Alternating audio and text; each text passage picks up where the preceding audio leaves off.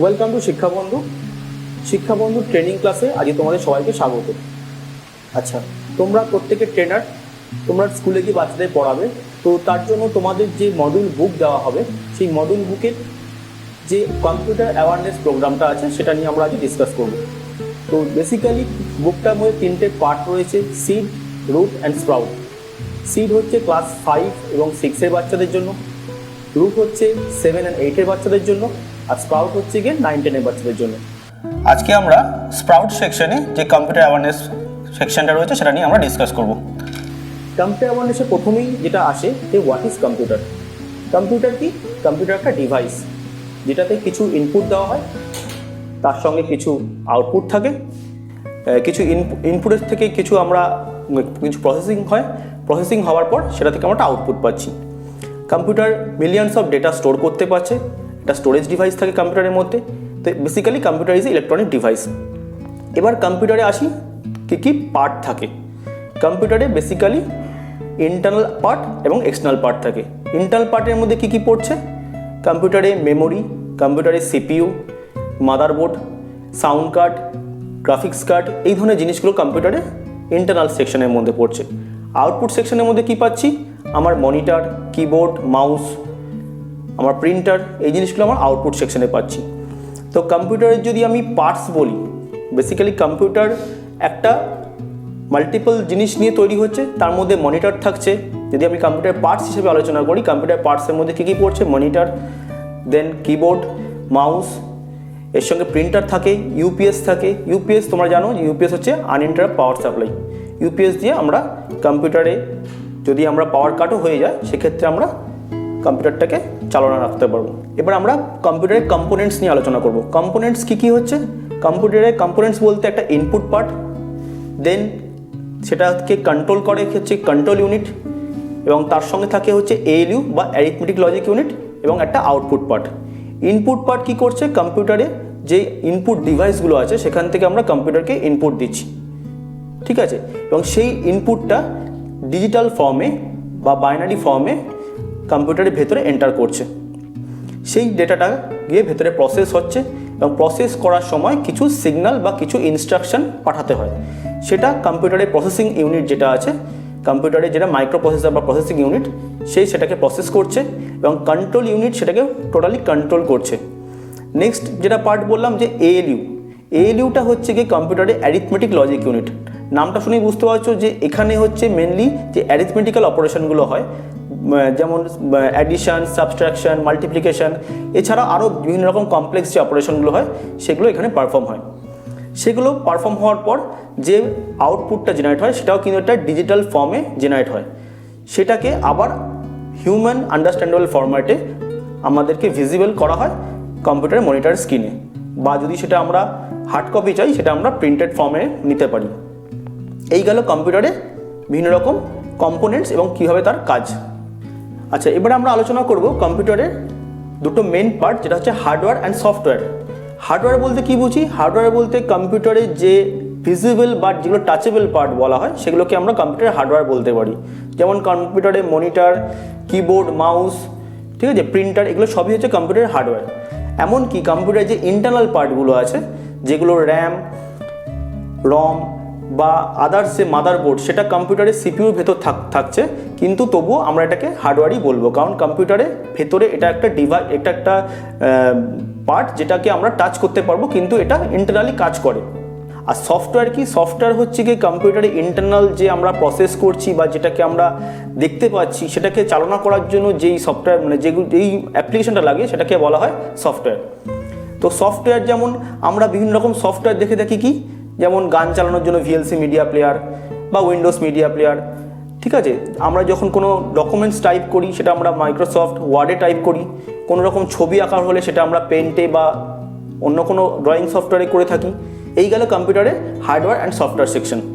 আচ্ছা, এবার আমরা দেখব যে কম্পিউটার কী করে স্টার্ট করি। তাহলে বাচ্চাদেরকে এটা তো সবার আগে জানা দরকার যে কম্পিউটার যখন স্টার্ট করব তাহলে সবার প্রথমে কী করতে হবে? আমাকে প্লাগ ইন করতে হবে। কম্পিউটারের যে মেন প্লাগ সেটাকে আমাকে সুইচ অন করতে হবে। দেন কম্পিউটারের সিপিইউর যে পাওয়ার বাটন থাকে সেটাকে আমাকে প্রেস করতে হবে। পাওয়ার বাটন প্রেস করার পর আমার অটোমেটিক কম্পিউটারের স্ক্রিন অন হবে। যদি সেখানে পাসওয়ার্ড প্রোটেক্টেড থাকে সেখানে পাসওয়ার্ড দিতে হবে, দিলেই আমরা কিন্তু কম্পিউটারের ডেস্কটপ স্ক্রিনে চলে আসব। একই রকমভাবে যদি আমরা কম্পিউটারকে অফ করতে চাই, আমাদের যাবতীয় যা কাজ করার পর আমরা যদি মনে করি যে কম্পিউটারকে আমরা শাটডাউন করব, দেন আমরা কোথায় যাব? কম্পিউটারের যে উইন্ডোজ লোগো থাকে সেখানে ক্লিক করার পর আমরা একটা শাটডাউন অপশান দেখতে পাবো। শাটডাউন অপশানে ক্লিক করলে কম্পিউটারটা শাটডাউন হয়ে যাবে, দেন আমরা পাওয়ার অফ করে দেবো। এক্ষেত্রে আরেকটা কথা বলে রাখি, কম্পিউটারে ইউপিএস যে অপশান থাকে, ইউপিএস যে ডিভাইসটা থাকে, ইউপিএসটা কিন্তু আমার কম্পিউটারের সঙ্গে কানেক্ট করতে হয়, যেটা আমার আনইন্টারাপ্ট পাওয়ার সাপ্লাই প্রোভাইড করে থাকে। তো সেক্ষেত্রে সর্বপ্রথম সুইচ অন করার পর আমাকে ইউপিএসটা অন করতে হবে, দেন আমি কম্পিউটারের সিপিইউ থেকে পাওয়ার বাটনটা অন করব। একই রকম যখন অফ করা হবে, কম্পিউটার শাটডাউন করার পর আমাকে কিন্তু ইউপিএসের সুইচটা অফ করতে হবে, দেন আমি পাওয়ার বাটনটা অফ করব। আচ্ছা, এবার চলে আসছি কম্পিউটারে খুব ইম্পর্টেন্ট একটা সফটওয়্যার, যেটা হচ্ছে গিয়ে এমএস ওয়ার্ড বা মাইক্রোসফট ওয়ার্ড। ঠিক আছে, এই মাইক্রোসফট ওয়ার্ডের কিন্তু আমার ম্যাক্সিমাম যে ডকুমেন্টসের যে কাজগুলো হয় সেগুলো করা হয়ে থাকে। তো মাইক্রোসফট ওয়ার্ডকে সবার আগে ওপেন করতে হবে। ওপেন করতে গেলে আমরা কি করব? আমরা স্টার্ট বাটনে ক্লিক করব। স্টার্ট বাটন থেকে অ্যাক্সেসরিজের আন্ডারে আমরা মাইক্রোসফট অফিস যে টুলস থাকছে তার মধ্যে মাইক্রোসফট ওয়ার্ড বা এমএস ওয়ার্ডটা আমরা পেয়ে যাব। এটা ছাড়াও যদি আমরা শর্টকাটে ওপেন করতে চাই, তাহলে কি করতে হবে? উইন্ডোজ প্লাস আর বাটন প্রেস করতে হবে, যেটাকে বলা হয় রানের শর্টকাট। সেখানে গিয়ে আমাকে লিখতে হবে উইনওয়ার্ড, WINWORD। এইটা লিখলে কিন্তু আমরা ডাইরেক্ট মাইক্রোসফট ওয়ার্ডটা ওপেন হয়ে যাবে। এবার মাইক্রোসফট ওয়ার্ডে এসে সবার প্রথম যেটা করতে হয়, প্রথম একটা নতুন একটা শিট ওপেন করতে হয়। সেক্ষেত্রে কি করতে হবে? আমাকে একটা নতুন পেজ ওপেন করতে হবে। তাহলে আমি সেখানে চলে যাবো ফাইল থেকে নিউ, এবং নিউ থেকে গিয়ে আমি নিউ শিট বা নিউ পেজ আমি ওপেন করব। সেখানে এবার আমার ডকুমেন্ট সেটা আমি টাইপ করতে পারবো। সেই টাইপ ডকুমেন্টটাকে আমার বিভিন্নভাবে আমি ডিজাইন করতে পারবো। সেটাকে সর্বপ্রথম আমি যেই ফন্ট নেব, ফন্ট থেকে আমি যেটা সিলেক্ট করব সেই ফন্টে আমার লেখাটা চলে আসবে। এবার ফন্টে যদি সাইজ চেঞ্জ করতে যাই, ফন্টে সাইজ চেঞ্জ করতে গেলে আমাকে ফন্টে যেরকম সাইজ চাইছি সেই সাইজ আমি দেবো, সেই সাইজের ফন্টের লেখা হবে। এরপরে চলে আসছি যে লেখাটার প্যাটার্ন। লেখার প্যাটার্ন তোমরা পড়ে থাকবে হয়তো যে বিভিন্ন রকম বোল্ড, ইটালিক এবং আন্ডারলাইন ফর্মে আমরা লেখাকে সাজাতে পারি। যদি বোল্ড করতে চাই, ঠিক যেখানে ফন্ট যে বাটনটা রয়েছে তার নিচেই থাকছে বোল্ড, ইটালিক অ্যান্ড আন্ডারলাইন। তাহলে যেইটুকু পোর্শন বা যদি আমরা পুরো লেখাটাকে বোল্ড করতে চাই, তাহলে পুরো লেখাটাকে সিলেক্ট করতে হবে। দিয়ে আমি যদি বোল্ড বা বি অপশানটাতে ক্লিক করি, তাহলে আমি কিন্তু লেখাটা বোল্ড করতে পারবো। এটার শর্টকাট হচ্ছে গিয়ে CTRL-B। ইটালিক করতে চাইলে CTRL-I, আর আন্ডারলাইন করতে চাইলে CTRL-U। আচ্ছা, এবার এই যে ডকুমেন্টটা আমরা কাজ করলাম, সেই ডকুমেন্টটা যদি আমরা সেভ করতে চাই, তাহলে কি করব? আমরা ফাইলে গিয়ে সেভ যে বাটনটা আছে সেটা ক্লিক করলে কিন্তু আমার ফাইলটা সেভ হয়ে যাবে। এটা একটা শর্টকাট কি আছে, যেটাকে আমরা বলি CTRL+S। এটা ছাড়াও আরেকটা অপশন থাকে যেটাকে বলা হয় সেভ অ্যাজ। সেভ অ্যাজ কী করে? সেভ অ্যাজে যখন আমরা ক্লিক করি, তখন ফাইলটা আমরা নতুন নামে আবার সেভ করতে পারি। ধরুন আমি কোনো ফাইলকে সেভ করেছি দিয়ে a.docx। এবার এই ফাইলটাকে যদি আমি অন্য কোনো নামে আবার সেভ করতে চাই, তাহলে আমি আবার সেভ অ্যাজে যাব, দিয়ে আমি আবার b.docx দিলে নতুন নামে ফাইলটা কিন্তু সেভ হয়ে যাবে, অ্যাজ ওয়েল অ্যাজ পুরনো যে ফাইলটা a.docx সেটাও কিন্তু এক্সিস্ট করবে। এই গেল ফাইল সেভ করা।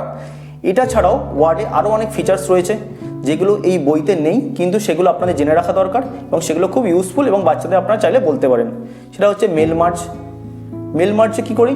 আমরা একই সঙ্গে অনেকজনকে যদি আমরা মেল করতে চাই বা চিঠি পাঠাতে চাই, সেক্ষেত্রে আমরা একটা ডেটাবেস ক্রিয়েট করি এবং সেই ক্ষেত্রে আমরা একই লেখার চিঠির বয়ান অপরিবর্তিত রেখে আমরা মাল্টিপল লোককে সেই চিঠি পাঠাতে পারি। এর সঙ্গে আছে ড্রপ ক্যাপ। ড্রপ ক্যাপটা তোমরা দেখেছো হয়তো বিভিন্ন রকম নিউজ পেপারে, বইতে একদম বিগিনিং যে লেটারটা থাকে সেটা বড় লেখা থাকে এবং সেটা মানে 2 বা 3টে লাইন বা মোর দ্যান 3 লাইন্সও হতে পারে, অতটা বড় করে লেখা থাকে। সেই ড্রপ ক্যাপ অপশানটাও কিন্তু আমরা এখান থেকে পাবো। এই গেল মাইক্রোসফট ওয়ার্ড।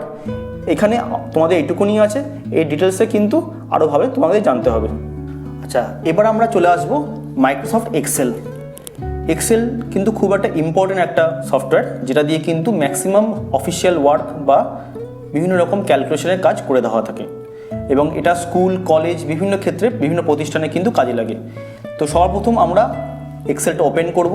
একই রকমভাবে সর্বপ্রথমে স্টার্ট বাটনে চলে যাব, স্টার্ট বাটন থেকে অ্যাক্সেসরি, সেখান থেকে আমরা মাইক্রোসফট অফিস টুলসের আন্ডারে মাইক্রোসফট এক্সেলটা ওপেন করব। এটারও শর্টকাট রয়েছে। শর্টকাট হচ্ছে গিয়ে উইন্ডোজ আর বাটন প্রেস করব, সেখানে গিয়ে লিখব এক্সেল, EXCEL দিয়ে এন্টার প্রেস করলে কিন্তু আমি ডাইরেক্ট এক্সেল একটা পেজ ওপেন হয়ে যাবে। এখানেও আমরা যখন ওপেন হচ্ছে জেনারেলি একটা ব্ল্যাঙ্ক শিট ওপেন হয়, যেটার মধ্যে 3টে পার্ট থাকছে, শিট 1, শিট 2 অ্যান্ড শিট 3। একটা এক্সেল ফাইলেরই 3টে পার্ট থাকছে। আমরা যে কোনো শিটে গিয়ে কিন্তু কাজ করতে পারি এবং পরবর্তীকালে আমাদের দরকার মতো আমরা শিট বাড়িয়েও নিতে পারি। এবার এখানে জেনারেলি যেটা করা হয়, বিভিন্ন রকম ক্যালকুলেশন এবং ডেটাকে আমরা স্টোর করি।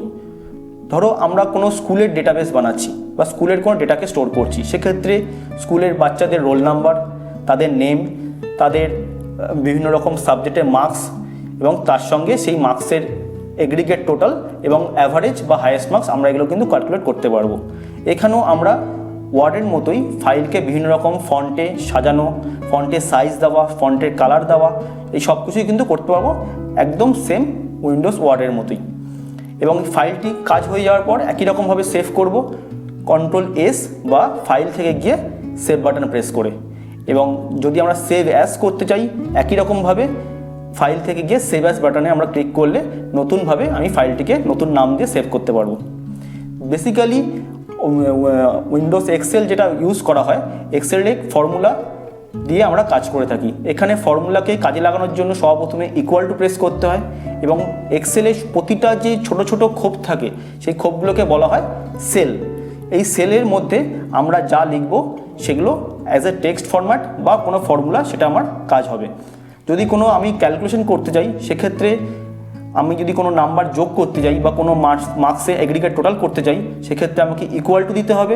ইকুয়াল টু দিয়ে আমাকে যতগুলো সেল আমি যোগ করতে চাইছি সেই সেলগুলোকে আমাকে একসঙ্গে নিতে হবে। তার জন্য ফর্মুলাটা কী হবে, ইকুয়াল টু দিয়ে দেন সাম দিয়ে বিগিনিং সেল থেকে একদম এন্ডিং সেল যেখানে আমি যেই ভ্যালুগুলো যোগ করতে চাইছি সেটাকে আমাকে শিফট চিপে আমাকে পুরোটা ড্র্যাগ করে টেনে দিতে হবে মাউস দিয়ে এন্টার প্রেস করলে কিন্তু আমি সেই সেলগুলোর যোগফলটা পেয়ে যাব। এই একই রকমভাবে আমি কোনো মার্কসের অ্যাভারেজ বার করতে পারবো, কাউন্ট বার করতে পারবো, বিভিন্ন রকম ফর্মুলা আমরা করতে পারি। বইতে তোমাদের এই ফর্মুলা নিয়ে ডিটেলসে কিছু বলা নেই, কিন্তু এক্সেলটা পুরোপুরি ফর্মুলা বেস কাজ হয় এবং এখানে আরও অনেক রকম কাজ থাকে। বিভিন্ন সেলকে মার্জ করা, বিভিন্ন সেলের মধ্যে যে লেখাগুলো পড়ছে, জেনারেলি লেখাগুলো অনেক সময় কি হয়, একটা সেলের উপরে আরেকটা সেল চলে গেলে লেখাগুলো ঢাকা পড়ে যায়। সেক্ষেত্রে আমরা সেলটাকে যদি র্যাপ টেক্সট করে দিই তাহলে সেলটার পুরোটা ভিজিবল হবে। এইভাবে সেলেরকে ইউটিলাইজ করে আমরা বিভিন্ন রকম কাজ কিন্তু এক্সেলে করতে পারি। তো এটা সংক্রান্ত আরও তোমাদের ডিটেলসে পড়াশোনা করতে হবে যাতে তোমরা বাচ্চাদের পড়াতে পারো। আচ্ছা, এরপরে যেটা চলে আসছি মাইক্রোসফট অফিস টুলসের আরেকটা পার্ট, যেটা হচ্ছে কি MS পাওয়ার পয়েন্ট।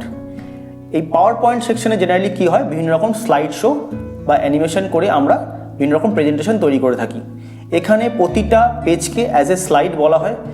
যখন আমরা ওপেন করব, একই রকমভাবে স্টার্ট বাটন থেকে অ্যাক্সেসরিজে ক্লিক করব, দেন অফিস টুলসের আন্ডারে আমরা মাইক্রোসফট পাওয়ার পয়েন্টটা ক্লিক করব। করলেই পাওয়ার পয়েন্টের একটা পেজ খুলে যাবে। এখানে সবার প্রথমে দেখা যায় যে একটা স্লাইড যেটা বাই ডিফল্ট দেওয়া থাকে এবং এই স্লাইডের মধ্যে আমরা চাইলে কোনো লেখা বা কোনো ছবি ইনসার্ট করতে পারি এবং সেই স্লাইডটাকে পরবর্তীকালে আমরা অ্যাজ এ অ্যানিমেশন বা অ্যাজ এ আমরা প্রেজেন্টেশন করে কিন্তু আমরা কাউকে দেখাতে পারি।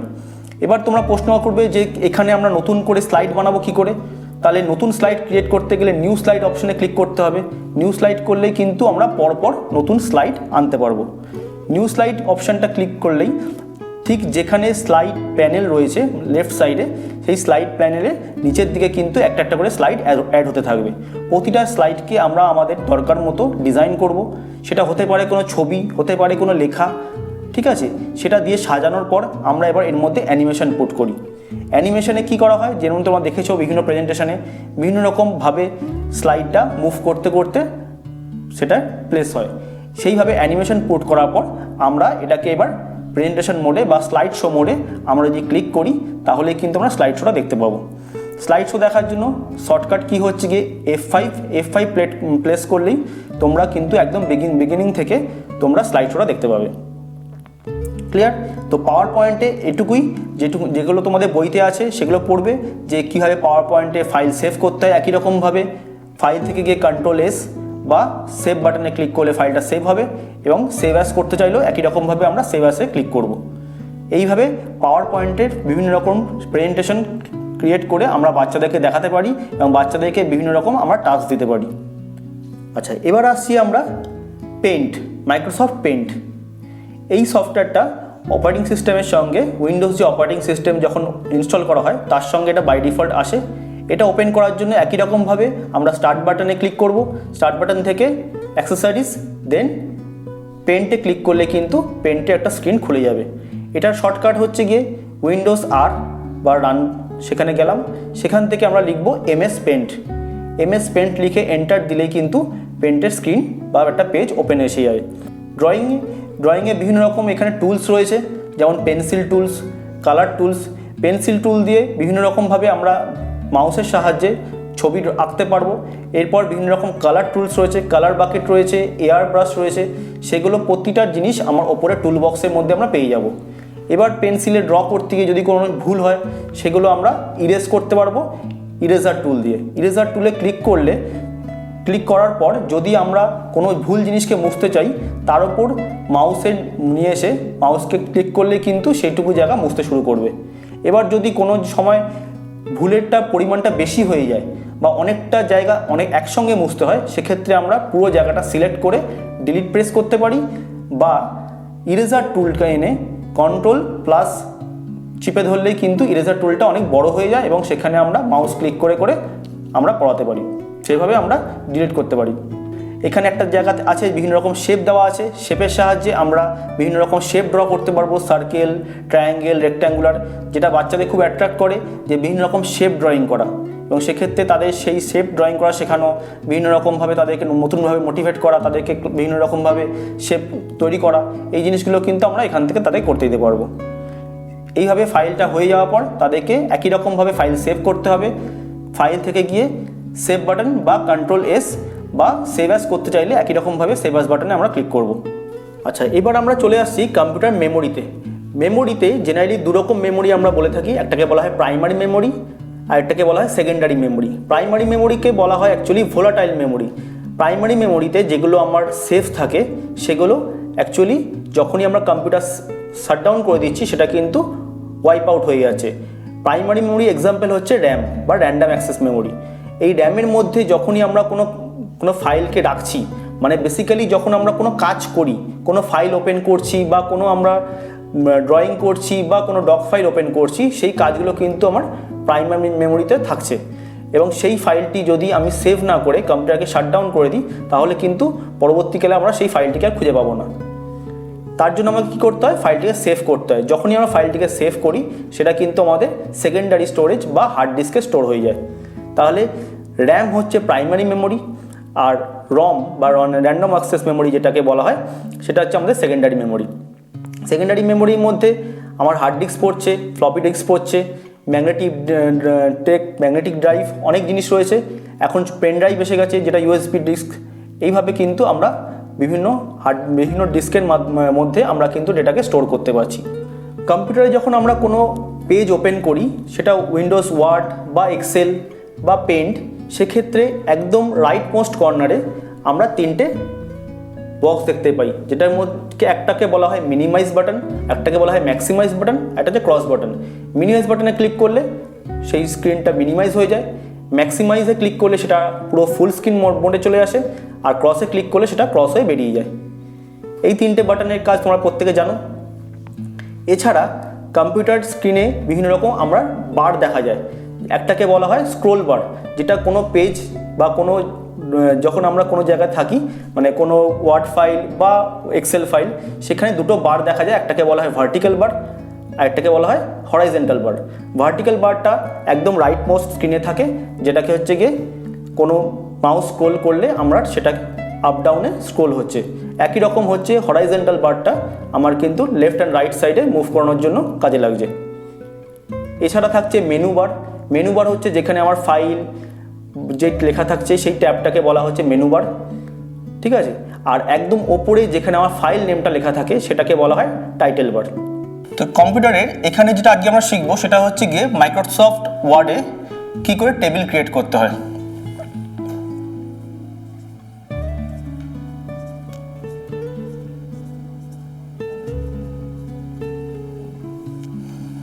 টেবিল ক্রিয়েশন করতে গেলে সবার প্রথমে আমাদের যেতে হবে ইনসার্ট ট্যাবে।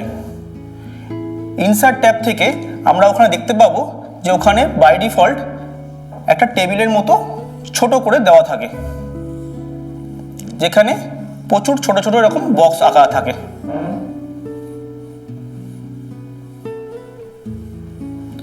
এইখান থেকে আমরা মাউসের সাহায্যে যতটা রো আর যতটা কলাম আমরা ধরুন সিলেক্ট করব, এখান থেকে আমরা যতটা রো বা যতটা কলাম ধরো সিলেক্ট করব, সেটা কিন্তু আমাদের মেন পেজে অ্যাপিয়ার করবে। এখানে যদি আমি 4টে কলাম আর 2টো রো সিলেক্ট করি তাহলে আমার মেন টেবিলটাও কিন্তু ঠিক একই রকমভাবে ক্রিয়েট হয়ে যাবে।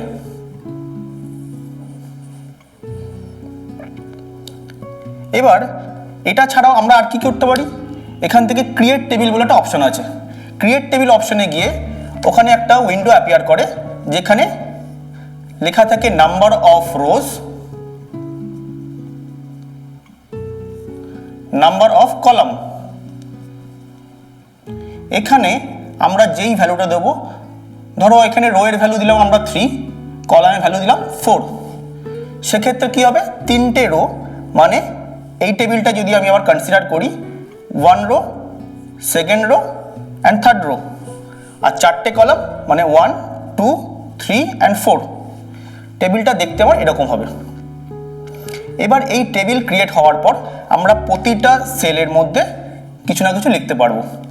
এবার এই টেবিলটাকে যদি আমি মুভ, কাট বা অন্য জায়গায় কপি করতে যাই, সেক্ষেত্রে ঠিক এই টেবিলের একদম টপ মোস্টের লেফট কর্নার আছে, সেখানে একটা এরকম অ্যারো মতো থাকে, এখানে একটা স্টার মার্ক মতো থাকে। এই স্টারের ওপর চেপে ধরে মাউসের নিচে নিয়ে আমি যেখানে গিয়ে টেবিলটাকে ছাড়বো, টেবিলটা কিন্তু সেখানে আমি মুভ করাতে পারবো। এছাড়া টেবিলটাকে আমি অল সিলেক্ট করে কাট করতে পারবো বা যেখানে আমার প্রয়োজন আমি সেখানে পেস্ট করতে পারবো। এবার আসি টেবিলের আরও কিছু ফিচার্স। ধরো আমরা টেবিলের বর্ডার করতে চাইছি, তাহলে টেবিলের মধ্যে যে কোনো জায়গায় আমরা রাইট ক্লিক করব। রাইট ক্লিক করার পর ওখানে একটা অপশন থাকে টেবিল বর্ডার। টেবিল বর্ডারে ক্লিক করলে আমি টেবিলের যে কোনো রকম বর্ডার, যেমন আমরা পেজ বর্ডার দিয়ে থাকি ওয়ার্ডে, যেরকম কি করি প্রতিটা ফাইলের প্রতিটা পেজের আমরা পেজ বর্ডার দিতে পারি, বিভিন্ন রকম বর্ডার, একই রকম কিন্তু আমি টেবিলেরও বর্ডার দিতে পারবো।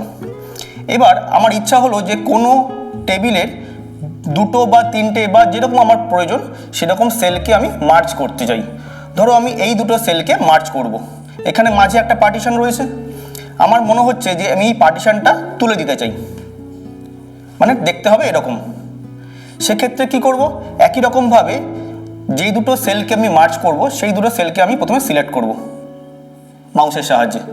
সিলেক্ট করলে ওখানে রাইট ক্লিক করব, রাইট ক্লিক করলে একটা অপশন আসবে মার্জ সেল। মার্জ সেল করলেই তখন কিন্তু মাঝখানে এই যে পার্টিশনটা ছিল সেটা উঠে যাবে, উঠে গিয়ে টোটালটা একটা সেলে পরিণত হবে।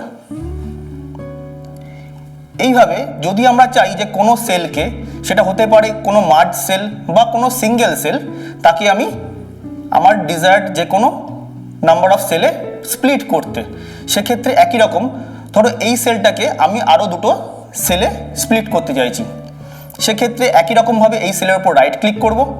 রাইট ক্লিক করার পর আমি ওখানে অপশানে আসবে স্প্লিট সেল, রাইট ক্লিকের পর ওখানে অপশান পাবো স্প্লিট সেল। স্প্লিট সেলে গিয়ে আমার একটা ছোট উইন্ডো আসে যেখানে লেখা থাকে যে আমি সেলটাকে কটা রো বা কটা কলামে স্প্লিট করতে চাইছি। এখানে যদি আমি চাই যে এটাকে আমি 2টো রোতে ব্রেক করব, মানে দেখতে লাগবে এরকম, এই সেলটাকে 2টো রোতে ব্রেক করছি, তাহলে ওখানে নাম্বার অফ রোজে আমি 2 দেব।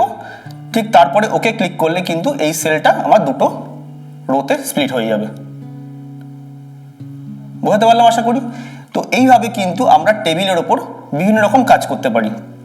টেবিলের সেলকে মার্চ করা, টেবিলের সেলগুলোকে স্প্লিট করা, টেবিলের বর্ডার ক্রিয়েট করা, টেবিলের মধ্যে কোনো কন্টেন্টের বুলেট দেওয়া, টেবিলের ওভারঅল ফন্টের ডিজাইন, ফন্টের সাইজ, ফন্টের কালার, সমস্ত কিছু কিন্তু এখান থেকে আমরা করতে পারবো। আশা করি বুঝতে পারলে। আচ্ছা, এবার আমরা যে টপিকটা পড়বো সেটা হচ্ছে অপারেটিং সিস্টেম। অপারেটিং সিস্টেমের নাম তোমরা হয়তো শুনেছো আগে, যে অপারেটিং সিস্টেম কি বা কিভাবে কাজ করে। আমি তো একবার বলে দিই।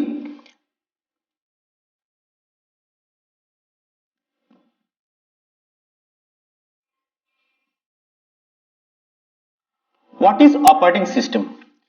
Operating system is a system software যেটা কিনা আমার কম্পিউটার হার্ডওয়্যার আর ইউজারের মধ্যে একটা লিঙ্ক বা মিডিয়াম প্রোভাইড করে থাকে। আমরা যখন কম্পিউটারে কোনো কাজ করি, এই আমার কম্পিউটার স্ক্রিনে আমরা Microsoft Word, Excel, PowerPoint এগুলো নিয়ে কাজ করছি, কিন্তু এগুলো কি অপারেটিং সিস্টেম? এগুলোকে বলা হয় অ্যাকচুয়ালি অ্যাপ্লিকেশন সফটওয়্যার। তাহলে অ্যাপ্লিকেশন সফটওয়্যার কোনগুলো? যেগুলোতে আমরা কাজ করছি, যেমন MS Word, Excel, PowerPoint, এই ধরনের জিনিসগুলো। কিন্তু এখন প্রশ্ন আসছে, আমরা এই সফটওয়্যারগুলোর উপর কাজ করছি, সেই সফটওয়্যারটা আমরা কোথায় কাজ করছি? কম্পিউটারের ডেস্কটপে গিয়ে কোনো আইকনে ক্লিক করে বা সেখান থেকে আমরা প্রপার ভাবে কিন্তু ওপেন করে কিন্তু কাজ করছি। তাহলে এই যে সফটওয়্যারগুলো আমরা কাজ করছি সেগুলো ইনস্টল করতে হচ্ছে সবার প্রথমে। এই ইনস্টল করার জন্য কিন্তু কম্পিউটারে সবার প্রথমে আমাকে অপারেটিং সিস্টেমটা লোড থাকতে হবে। তাহলে অপারেটিং সিস্টেম হচ্ছে একটা সিস্টেম সফটওয়্যার। অপারেটিং সিস্টেমকে আমরা বলতে পারি অপারেটিং সিস্টেম হচ্ছে একটা সিস্টেম সফটওয়্যার।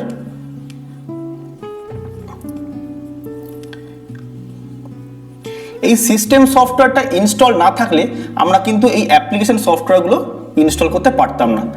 তার মানে অপারেটিং সিস্টেম একটা প্ল্যাটফর্ম প্রোভাইড করলো যার মধ্যে আমি আমার অ্যাপ্লিকেশনগুলো ইনস্টল করে কাজ করতে পারছি। তাহলে অপারেটিং সিস্টেম বেসিক্যালি একটা মিডিয়াম বা প্ল্যাটফর্ম প্রোভাইড করলো। তাহলে এই অপারেটিং সিস্টেম হচ্ছে গিয়ে খুবই ইউজার ফ্রেন্ডলি হতে হবে, যার মধ্যে আমি কিন্তু আমার বাদবাকি সফটওয়্যারগুলো ইনস্টল করে কাজ করতে পারি। তো অপারেটিং সিস্টেম বেসিক্যালি টু টাইপসের। একটা হচ্ছে সিইউআই বেসড আর একটা হচ্ছে জিইউআই বেসড। সিইউআই মানে কি? Character user interface. এই সিইউআই বেসড অপারেটিং সিস্টেম কারা? সেটা হচ্ছে গিয়ে ডস, যেটা খুব পরিচিত ডিস্ক অপারেটিং সিস্টেম নামে। ডস, ইউনিক্স, এগুলো হচ্ছে গিয়ে প্রতিটা হচ্ছে সিইউআই বেসড বা character user interface based operating system.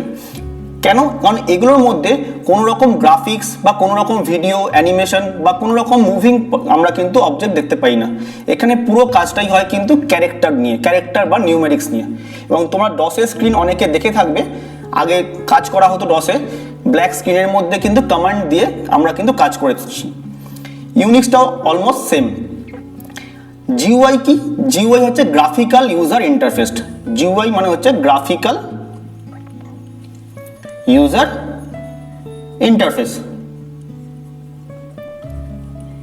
নামটা শুনেই বুঝতে পারছো যে গ্রাফিক্যাল ইউজার ইন্টারফেস মানে এখানে কিন্তু গ্রাফিক্স বা মিডিয়াম বা যে কোনো রকম সাউন্ড, যে কোনো রকম অ্যানিমেশন এগুলো কিন্তু সাপোর্ট করে, যেটা আমরা অপারেটিং সিস্টেম ইউজ করে থাকি। যে উইন্ডোজ, এখন যেমন আমরা উইন্ডোজ 7 বা উইন্ডোজ 10 আর লেটেস্ট উইন্ডোজ 11ও এসে গেছে। তো এই যে অপারেটিং সিস্টেমগুলো ইউজ করে থাকি সেগুলো কিন্তু জিইউআই বেসড অপারেটিং সিস্টেম। তাহলে জিইউআই এ কে কে থাকছে? একটা হচ্ছে উইন্ডোজ, এছাড়া আছে লিনাক্স,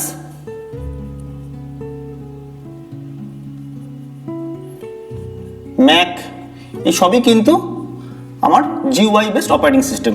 তাহলে অপারেটিং সিস্টেমের যদি আমি এটা বেসিক যদি কনসেপ্ট বলি, যে অপারেটিং সিস্টেম হচ্ছে একটা প্ল্যাটফর্ম যেটা কিন্তু আমার অ্যাপ্লিকেশন সফটওয়্যার আর ইউজারের মধ্যে লিঙ্ক করছে, অ্যাজ ওয়েল অ্যাজ আমি কম্পিউটারের হার্ডওয়্যার আর ইউজারের মধ্যে লিঙ্কটা বলতে পারি।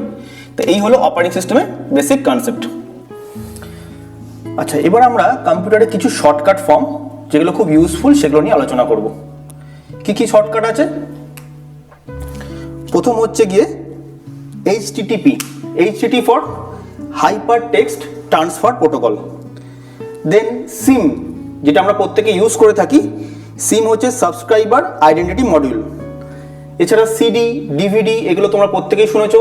সিডি মানে হচ্ছে কম্প্যাক্ট ডিস্ক, ডিভিডি হচ্ছে ডিজিটাল ভার্সেটাইল ডিস্ক।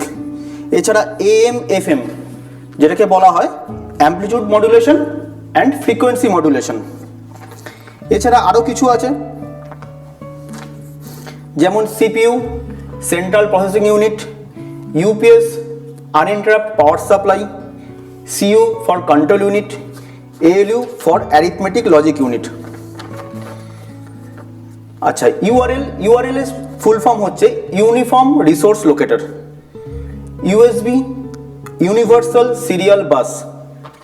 আচ্ছা, আমরা প্রত্যেকে ভাইরাসের নাম শুনেছি, কম্পিউটার ভাইরাস বা যে কোনো রকম ভাইরাস। ভাইরাসের একটা ফুল ফর্ম আছে, vital information resource under ceased.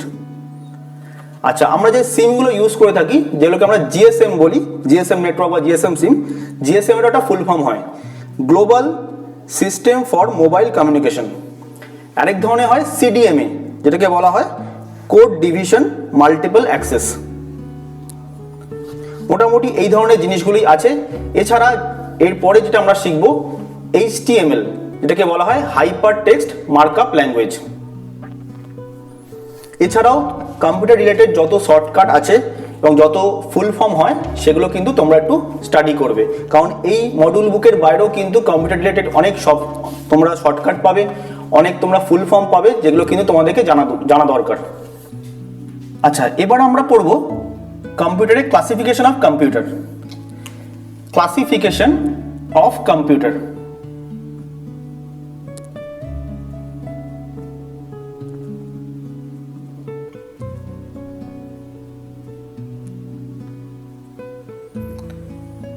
Classification of computer কি?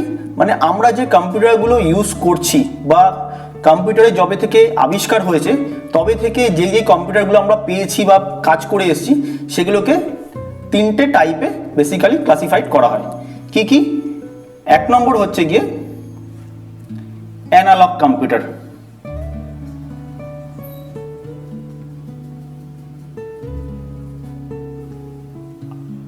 দু নম্বর হচ্ছে ডিজিটাল কম্পিউটার।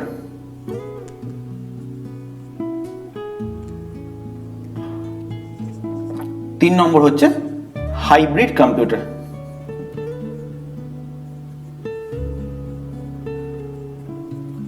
এবার আমি একে একে তিনটের সম্বন্ধে একটু ব্রিফলি ডিসকাস করছি। সবার প্রথম আসছি analogue computer. What is analogue computer? Analogue computer হচ্ছে যেই কম্পিউটারগুলো একদম বিগিন লেভেলে যখন কম্পিউটার আবিষ্কার হয়েছিল তখন যে কম্পিউটারগুলো কাজ হতো সেগুলো বেসিক্যালি ছিল কিন্তু হাইড্রোলিক বা ম্যানুয়াল ওপর কন্ট্রোল ছিল। মানে এই কম্পিউটারগুলো কাজ করতো কিন্তু কোনো রকম মিটার বা কোনো রকম মেকানিক্যাল বা ইলেকট্রিক্যাল সার্কিটের ওপর, সেখানে কিন্তু কোনো ডিজিটাল কম্পোনেন্ট ছিল না। যেমন আমরা এক্সাম্পল হিসেবে বলতে পারি যে স্পিডোমিটার, যেটা অনেক গাড়িতে এখনো আছে। এছাড়া বিভিন্ন ধরো থার্মোমিটার, এগুলো সবেতেই দেখবে কিন্তু কাটা দেওয়া থাকে। থার্মোমিটারে আমরা প্রত্যেকেই জানি যেটা ম্যানুয়াল থার্মোমিটার বা অ্যানালগ থার্মোমিটার বলা হয়, সেক্ষেত্রে কিন্তু পারদের যে মাত্রাটা সেটা কিন্তু একটা কাটা থেকে কিন্তু সেটা উঠতে শুরু করে এবং সেখানে আমাদের ওই কাটার যেখানে পারদের ভ্যালুটা শেষ হয় সেখান থেকে কিন্তু আমরা রিডিংটা নিয়ে কিন্তু ম্যানুয়ালি বলি যে এতটা টেম্পারেচার উঠেছে। তো স্পিডোমিটার, থার্মোমিটার এই সবগুলো হচ্ছে গিয়ে একটা অ্যানালগ কম্পিউটার বা অ্যানালগ ডিভাইসের কিন্তু উদাহরণ। নেক্সট আসছি ডিজিটাল কম্পিউটার। ডিজিটাল কম্পিউটার নাম শুনেই বুঝতে পারছো যে ডিজিটাল কম্পিউটার মানে যেখানে কিন্তু সার্কিটটা হচ্ছে চিপ দিয়ে থাকবে তৈরি, আইসি দিয়ে, যেটাকে বলা হয় ইন্টিগ্রেটেড চিপস। আইসি দিয়ে যে ডিজিটাল সার্কিটগুলো ডিজাইন করা হয় সেখানে কিন্তু আমার digital display, digital circuit board এবং পুরো জিনিসটাই কিন্তু ডিজিটালি কন্ট্রোল করা হয়। তো ডিজিটাল কম্পিউটারের মধ্যে যেগুলো আমরা এখন ইউজ করে থাকি, যে কম্পিউটার, ল্যাপটপ, এই সবগুলোকেই আমরা ডিজিটাল কম্পিউটারের আন্ডারে ফেলতে পারি এই ডিভাইসগুলোকে। লাস্ট হচ্ছে গিয়ে হাইব্রিড কম্পিউটার। হাইব্রিড কম্পিউটার হচ্ছে সেই ধরনের কম্পিউটার যেখানে কিন্তু এই অ্যানালগ আর ডিজিটাল দুটোরই সংমিশ্রণ থাকবে। মানে যেখানে অ্যানালগের মতো কোনো ম্যানুয়াল সিস্টেমও থাকতে পারে এবং তার সঙ্গে ডিজিটাল সার্কিটও থাকে। তোমরা অনেক জায়গায় দেখেছো বিভিন্ন ধরনের মেশিন বা বিভিন্ন রকমের ডিভাইস হয় বা গাড়িতেও থাকে যেখানে অ্যানালগ কাটাও থাকে, আবার ডিজিটাল মিটারও দেওয়া হয়। মানে বলা হয় যে এই ধরনের জিনিসগুলোতে অ্যানালগ সার্কিটের সঙ্গে ডিজিটাল সার্কিটকে মার্জ করা হয়। সেক্ষেত্রে জিনিসটা যেটা তৈরি হয় তাকে আমরা বলবো হাইব্রিড কম্পিউটার। এইগুলো বিভিন্ন রকম অয়েল রিফাইনারিজ, বিভিন্ন রকম কোল মাইন বা বিভিন্ন ক্ষেত্রে কিন্তু এখনো এর ব্যবহার হয়। তো হাইব্রিড কম্পিউটারটা হচ্ছে গিয়ে অ্যানালগ আর ডিজিটালের একটা সংমিশ্রণ আমরা বলতে পারি। এবার আমরা শিখব জেনারেশন অফ কম্পিউটার।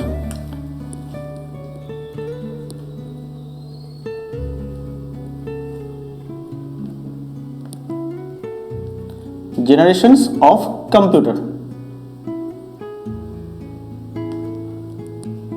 একটা জিনিস তোমরা প্রত্যেকেই জানো হয়তো যে কম্পিউটার বহু বছর আগে ইনভেন্ট হয়েছে এবং সেই সময় থেকে আজ অবধি কম্পিউটার কিন্তু বিভিন্ন জেনারেশনে আপডেট হতে হতে কিন্তু আজকে আমরা যে ল্যাপটপ, মোবাইল বা আমরা যে ডেস্কটপ দেখতে পাচ্ছি সেগুলো কিন্তু বহু রিসার্চ এবং বহু আপগ্রেডেড ফলে কিন্তু আজকে এই জেনারেশনে বা এই আপডেটেড ফর্মে কিন্তু এসে পৌঁছেছে।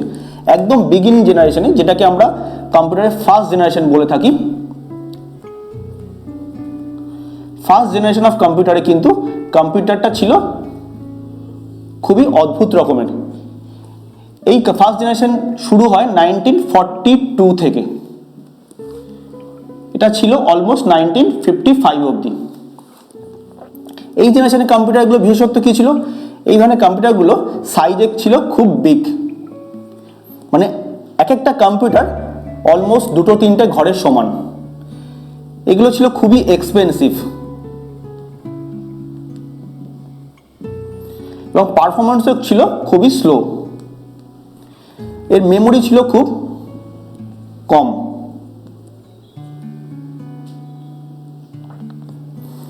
এছাড়া কি ছিল এই ধরনের কম্পিউটারগুলোতে যেগুলো ব্যবহার করা হতো সেটা হচ্ছে কি ভ্যাকিউম টিউবস। এই ভ্যাকিউম টিউবস ব্যবহার করার ফলে সেগুলো খুবই হিট জেনারেট করতো এবং এর পারফরমেন্সও কিন্তু খুবই স্লো ছিল। এবং আমি যেটা বললাম যে মেমোরি কম থাকার কারণে এতে কিন্তু খুব বেশি কাজ বা খুব বেশি ডেটা আমরা স্টোর করতে পারতাম না। তো একদম বিগিনিং যেটা আমরা ফার্স্ট জেনারেশন কম্পিউটার বলে থাকি সেটা 1942-তে আবিষ্কার করা হয়।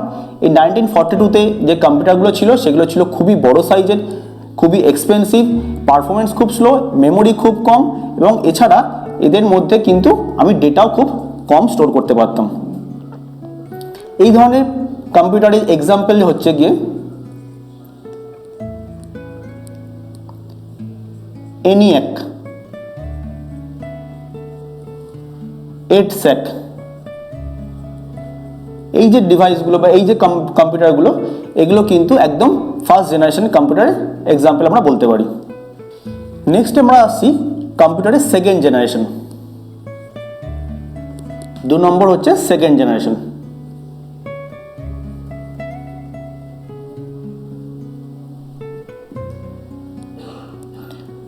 সেকেন্ড জেনারেশন অফ কম্পিউটারে কি হলো? কম্পিউটার একটু আপডেটেড হলো। কিসে আপডেট হলো? এর যে সার্কিট সার্কিটের যে কনফিগারেশন রয়েছে সেই সার্কিট কনফিগারেশনে কিন্তু একটু আপডেট করা হলো। এখানে ভ্যাকিউম টিউবের বদলে ইউজ করা হলো ট্রানজিস্টার। এই ট্রানজিস্টার ইউজ করার ফলে কি হলো? এর সাইজ রিডিউস হলো, এর যে এক্সপেন্স সেটা একটু রিডিউস হলো এবং পারফরমেন্স সেটা একটু বেটার হলো। পারফরমেন্সটা একটু বেটার হলো। এছাড়া এই ট্রানজিস্টার ইউজ করার ফলে আমার যে পাওয়ার কনজাম্পশন বা হিট জেনারেশন এই যে সমস্যাগুলো ছিল ফার্স্ট জেনারেশনে সেগুলো কিন্তু অনেকটাই কমে এলো। তাহলে আমরা বলতে পারি যে সেকেন্ড জেনারেশনের কম্পিউটার কিন্তু ফার্স্ট জেনারেশনের কম্পিউটার থেকে মাচ মোর বেটার। সেটা হচ্ছে পারফরমেন্সের দিক দিয়ে বলতে পারি এবং কস্ট সেভিং সব দিক দিয়ে কিন্তু আমরা বলতে পারি সেকেন্ড জেনারেশন কম্পিউটারটি ফার বেটার। এটা 1956 থেকে 1966 অবধি অলমোস্ট ছিল। তো এই সেকেন্ড জেনারেশন কম্পিউটারে কিন্তু আমরা যেটা মেন বলতে পারি যে ট্রানজিস্টার সার্কিটের ইউজের জন্য কিন্তু অনেকটা এর সাইজটা ছোট হয়ে এলো। এর এক্সাম্পল হচ্ছে গিয়ে ফোরটান,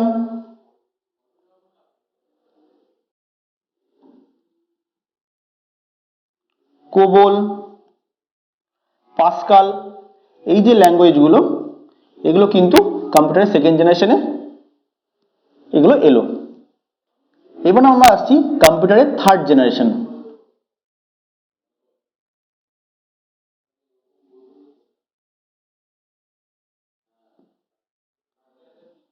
থার্ড জেনারেশনে সবচেয়ে উল্লেখযোগ্য যেটা হলো, যেটা সেকেন্ড জেনারেশনে ছিল ট্রানজিস্টার, সেটা এখানে রিপ্লেস হয়ে গেল আইসি দিয়ে। আইসি মানে ইন্টিগ্রেটেড চিপস।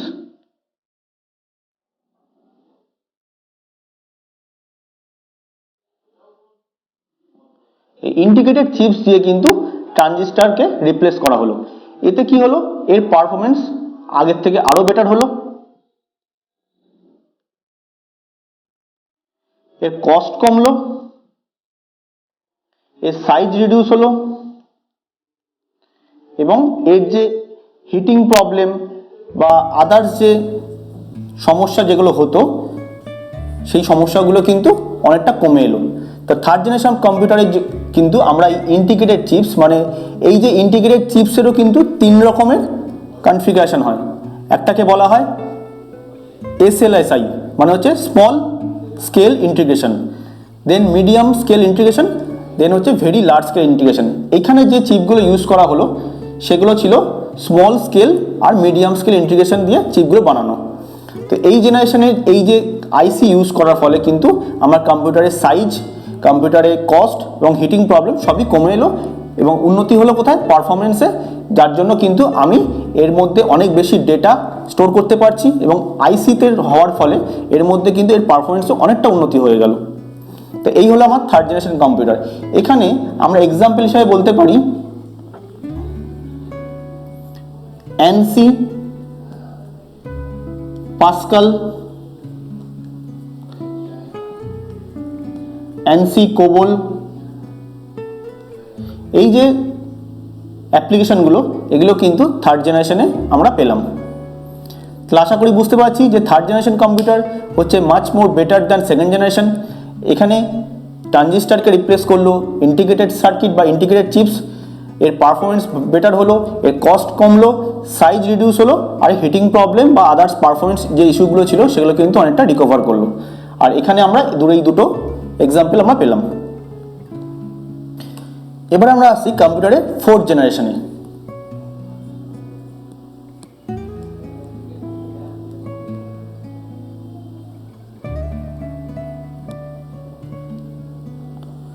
কম্পিউটারের ফোর্থ জেনারেশন হচ্ছে অনেকটা কিন্তু আপডেটেড। এখানে আইসিকে রিপ্লেস করলো মাইক্রো প্রসেসর। এই মাইক্রো প্রসেসর কিন্তু অনেকগুলো আইসিকে আপগ্রেড করে বা আইসিকে নিয়ে কিন্তু তৈরি হয়েছে, কিন্তু এর পারফরমেন্স একটা সিঙ্গেল আইসির থেকে কিন্তু মাচ বেটার। এই মাইক্রো প্রসেসরের মধ্যে আমরা কিন্তু অনেক কাজ সাইমালটেনিয়াসলি এবং খুব স্মুথলি ফাস্টলি করতে পারছি। তাহলে মাইক্রো প্রসেসর আসার ফলে এর পারফরমেন্স আগের থেকে অনেক বেটার হলো, এর সাইজ রিডিউস হলো, এটা আরো স্মলার অ্যান্ড ফাস্টার হলো। এছাড়া এর যে ইস্যু সেগুলো থাকে প্রতিটা কম্পিউটারে, যে কিছু হিটিং প্রবলেম বা পারফরমেন্স ইস্যু, সেই সমস্যাগুলো কিন্তু অনেকটা আরো কমে এলো। তাহলে মাইক্রো প্রসেসর ইউজ করার ফলে এখানে আমরা যেটা বলতে পারি যে লেটেস্ট যেগুলো জিনিস, যেগুলো আমরা মেমোরি স্টোর করার জন্য আমরা আগে ইউজ করতাম ম্যাগনেটিক টেপ, ম্যাগনেটিক ডিস্ক, সেগুলো কিন্তু এখানে এবার সেকেন্ডারি স্টোরেজে আমরা আস্তে আস্তে স্টোর করতে শিখলাম। সেকেন্ডারি স্টোরেজ যেটা আমরা ইউজ করে থাকি এখন, যেটাকে আমরা হার্ড ডিস্ক বলি, এই হার্ড ডিস্ক আসার পরে আমার কিন্তু প্রসেসিংটা অনেক বেশি ফাস্ট হলো, আমি অনেক বেশি ডেটা স্টোর করতে পারছি। তাহলে ফোর্থ জেনারেশন কম্পিউটার কিন্তু আমার অনেক বেশি আপডেটেড। এটা এসছে 1972 অনওয়ার্ডস। তো 1972 অনওয়ার্ডস যে জেনারেশনের যে কম্পিউটারগুলো, সেগুলোকে আমরা ফোর্থ জেনারেশন কম্পিউটার বলতে পারি এবং এই কম্পিউটারগুলো কিন্তু আগের থেকে অনেক বেটার। এবার আমরা এটা পড়বো, সেটা হচ্ছে লাস্ট জেনারেশন, যেটাকে আমরা ফিফথ জেনারেশন অফ কম্পিউটার বলে থাকি।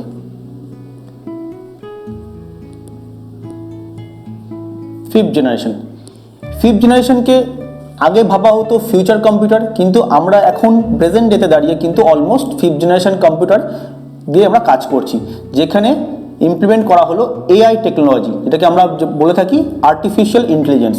এই এআই টেকনোলজি ইউজ করে এখন অনেক কম্পিউটার, রোবট এবং আরও অনেক ডিভাইস ইমপ্লিমেন্ট করা হচ্ছে, যেটার মধ্যে কিন্তু স্বয়ংক্রিয়ভাবে নিজেকে ভাবনার ক্ষমতা এবং কাজ করার ক্ষমতা কিন্তু ইমপ্লিমেন্ট করা হচ্ছে।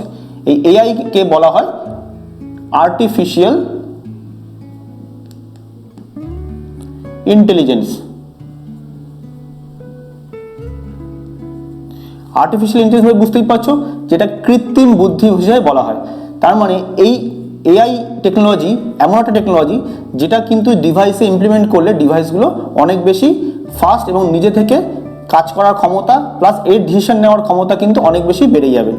এছাড়া যেগুলো আমরা লেটেস্ট প্রোগ্রামিং ল্যাঙ্গুয়েজ বা দেখে থাকি, যেমন অবজেক্ট ওরিয়েন্টেড প্রোগ্রামিং ল্যাঙ্গুয়েজ যেগুলোকে বলা হয় জাভা, পাইথন, এই যে ল্যাঙ্গুয়েজগুলো, এগুলো কিন্তু আমরা 5th জেনারেশন কম্পিউটারে কিন্তু এসছে বলতে পারি। এই প্রোগ্রামিং ল্যাঙ্গুয়েজগুলো কিন্তু বর্তমানে খুবই ইউজফুল যে কোনো রকম সফটওয়্যার, যে কোনো রকম অ্যাপ্লিকেশন বানানোর ক্ষেত্রে। তাহলে 5th জেনারেশন কম্পিউটার হচ্ছে গিয়ে আমরা লাস্ট জেনারেশন অফ কম্পিউটার বলতে পারি, কিন্তু বর্তমানে টেকনোলজি আরও অনেক আপগ্রেড হচ্ছে, মানে আমরা 5th জেনারেশন থেকে আরও এগিয়ে 6 বা তার পরের জেনারেশনেও কিন্তু চলে গেছি। আর এই জেনারেশনে যেই ধরনের অপারেটিং সিস্টেমগুলো এসছে সেগুলো হচ্ছে উইন্ডোজের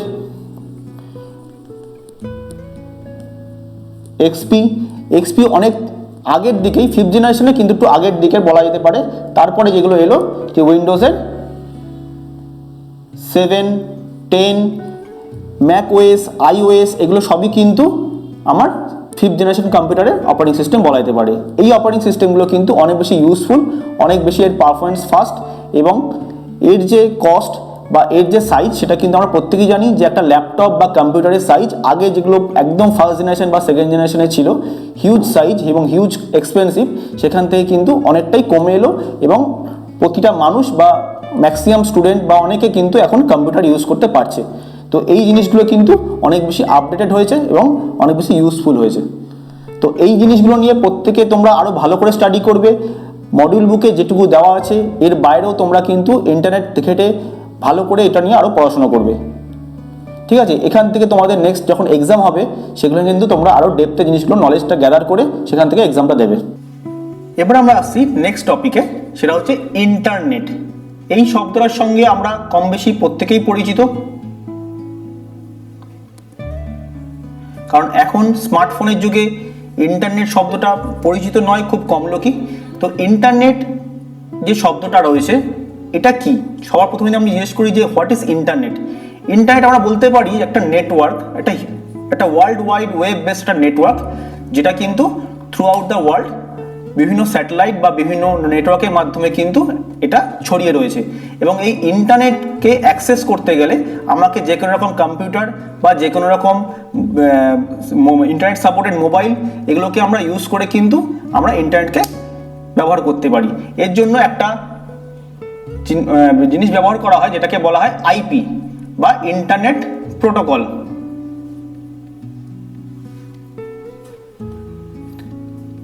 এই আইপি হচ্ছে গিয়ে এমন একটা অ্যাড্রেস যেটাকে আমরা ইন্টারনেট ব্যবহারকারী একটা ডিজিটাল অ্যাড্রেস হিসেবে ভাবতে পারি। এই আইপিতে জেনারেলি 4টে পার্ট থাকে। যদি আমি এরকম একটা লিখি,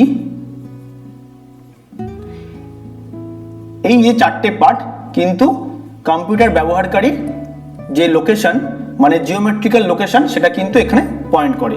তো ইন্টারনেট যেটা আমি বললাম যে একটা ওয়ার্ল্ড ওয়াইড ওয়েব বেস একটা হিউজ নেটওয়ার্ক, যেটা কিন্তু আমরা বিভিন্ন রকম তথ্য, বিভিন্ন রকম যে ইনফরমেশন যেগুলোকে আমরা বলি থাকি সেই ইনফরমেশনগুলো স্টোর করছে এবং আমরা বিশ্বের যে কোনো প্রান্তে বসে কিন্তু সেই ইনফরমেশনটা শেয়ার করতে পারছি। আচ্ছা, এই ইন্টারনেট নিয়ে কিন্তু একটা শর্ট স্টোরি রয়েছে। 1960s সোভিয়েত রাশিয়া একটা স্যাটেলাইট আবিষ্কার করে যেটার নাম ছিল স্পুটনিক। এই রাশিয়া যখন স্যাটেলাইটটাকে যখন লঞ্চ করলো, আমরা জানি যে রাশিয়া আর আমেরিকার মধ্যে অলওয়েজ একটা কম্পিটিশন চলে টেকনোলজি নিয়ে বা আদার্স ওয়্যার মেটেরিয়াল নিয়ে। তো এই রাশিয়া যখন এই স্যাটেলাইটটা লঞ্চ করলো তখন আমেরিকা সেটাতে কিছুটা ভয় পেয়ে গেল। তারা কি করলো, তখন তাদের দেশের যে বড় বড় ইউনিভার্সিটি বা বড় যে বিজ্ঞানীরা সায়েন্টিস্টরা রয়েছে তাদের যে অর্গানাইজেশনকে তারা এক জায়গায় এক ছাদের তলায় মার্চ করলো এবং তারা একে অপরের ইনফরমেশনকে শেয়ার করার একটা প্রযুক্তি নিয়ে এলো। সেখান থেকে কিন্তু একটা কনসেপ্ট বা একটা আইডিয়া জন্মালো ইন্টারনেটের, যে আমরা একই ছাদের তলায় বা একই জায়গাতে বসে একে অপরের ইনফরমেশন কি করে শেয়ার করতে পারি এবং সেটা একে অপরের কাজে লাগাতে পারি। সেটা ছিল একদম বেসিক বা প্রাইমারি স্টেজে। তারপরে কিন্তু এটাকে থ্রু আউট দ্য ওয়ার্ল্ড এটাকে ছড়িয়ে দেওয়া হলো। তাহলে আমরা বুঝতে পারছি যে ইন্টারনেট কিন্তু জন্ম যখন নিয়েছে তখন কিন্তু কনসেপ্টটাই ছিল যে অনেকগুলো জায়গা বা অনেকগুলো লোকেশনের ডেটাকে আমরা মার্চ করে আমরা কিন্তু থ্রু আউট ডিফারেন্ট লোকেশনে সেটাকে আমরা ছড়িয়ে দিতে চাইছি বা ছড়িয়ে দিতে পারি। তো এইভাবে কিন্তু ইন্টারনেটটা শুরু হলো। এবার এই ইন্টারনেট থেকে আরও কিছু টার্ম আমরা পাবো। এই ইন্টারনেটের সঙ্গে আমরা আরেকটা টার্ম পাই ইন্ট্রানেট, আরেকটাকে বলা হয় এক্সট্রানেট। ইন্টারনেট কি এটা তো আমরা একটু আগেই শুনলাম। এবার আসছি ইন্ট্রানেট। ইন্টারনেট বলতে কি বোঝায়? ইন্টারনেট হচ্ছে ধরো কোনো জায়গায় কোনো অফিসে বা কোনো এলাকাতে কিছু কম্পিউটার বা কিছু ডিভাইস একে অপরের সঙ্গে কানেক্টেড রয়েছে। সেটা কিন্তু হতে পারে ইন্টারনেটের থ্রু দিয়ে বা হতে পারে ইন্টারনেট ছাড়া। যদি সেটা ইন্টারনেট ছাড়া হয় মানে সেটা লোকাল এরিয়া নেটওয়ার্ক বা ল্যানের কানেকশনের মাধ্যমে হয়, তাহলে কিন্তু সেটাকে আমরা বলবো ইন্ট্রানেট কানেকশন। ইন্টারনেট কানেকশনটা জেনারেলি একটা বিল্ডিংয়ের ডিফারেন্ট ফ্লোর বা একই ফ্লোরের একটি ঘরের মধ্যে ডিফারেন্ট মেশিনের মধ্যে আমরা কানেক্টিভিটি করে থাকি। এই ধরনের নেটওয়ার্কটা জেনারেলি বিভিন্ন রকম স্কুল, কলেজ, অফিসে ব্যবহার করা হয়ে থাকে। সেক্ষেত্রে ইন্টারনেট ছাড়াই আমরা কিন্তু ডিফারেন্ট ডিভাইস বা ডিফারেন্ট কম্পিউটারের মধ্যে ইনফরমেশনগুলোকে শেয়ার করতে পারি। এবার আসি এক্সট্রানেট।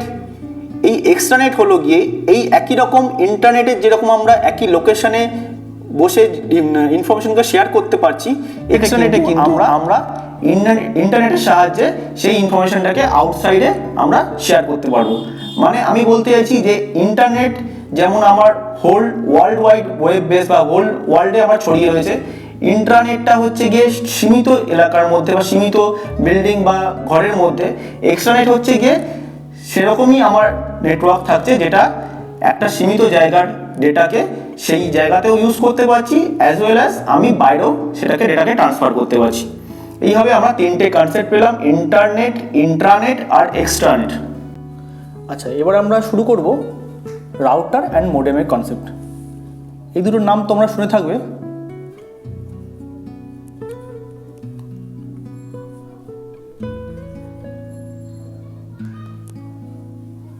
রাউটার কি করে? রাউটার নেটওয়ার্কের মধ্যে যে ডেটাটা ট্রান্সমিট হয় সেটা ছোট ছোট প্যাকেটে করে ট্রান্সমিট করে। Router can send data in smaller packets through out the network. এই রাউটারের সঙ্গে দুটো বা তিনটে সিস্টেম বা ডিভাইস অবশ্যই কানেক্ট থাকতে হবে।